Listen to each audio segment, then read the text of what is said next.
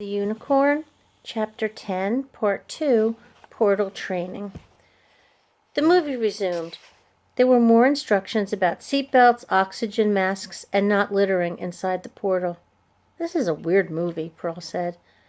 "It beats the one we had to watch in health class," Ben told her. "It was called Your Changing Body, and it was all about pimples and BO. Both he and Pearl shuddered. The portal appeared on screen again. Only this time it was empty except for the chocolate bar's wrapper and the suitcase on the floor. This brings us to the most important safety rule of all. Never leave the portal until the captain gives the orders to disembark.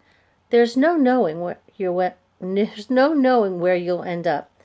The next shot showed the Sasquatch sitting at the very top of a snow-capped mountain, shivering. But as long as you have your vial of fairy dust, you'll be fine. Thank you for your attention, and we hope to see you in the portal."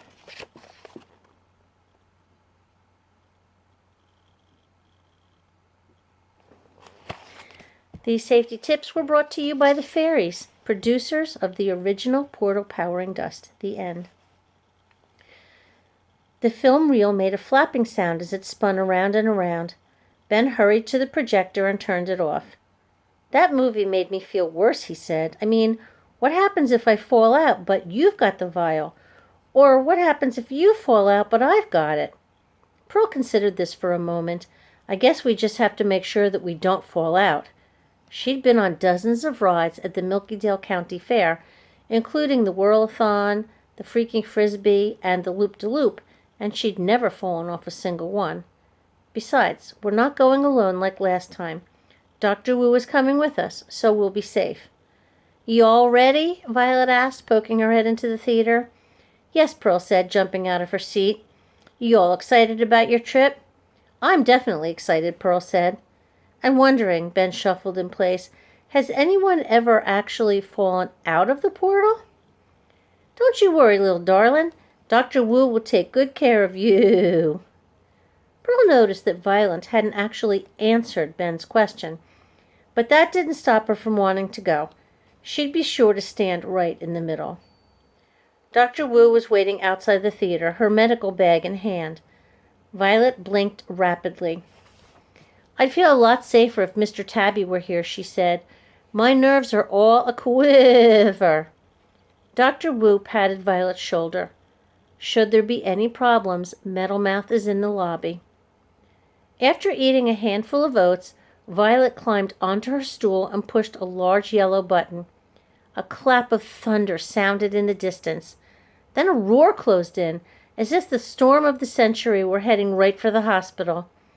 A small tornado appeared in the center of the 10th floor. So tiny, Pearl could hold it in her hand. Then it grew and grew, expanding until it touched the ceiling.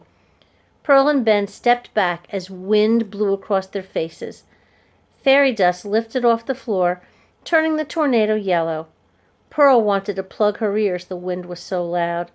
"Follow me," Dr. Wu ordered. Even though this was the second time Pearl had stepped into a tornado, it still felt shocking. She expected the wind to pick her up and toss her around like a kite, but she walked right through and into the portal. Ben followed, and then stood next to her. It was too loud to talk, too loud for Pearl to tell him that everything would be okay.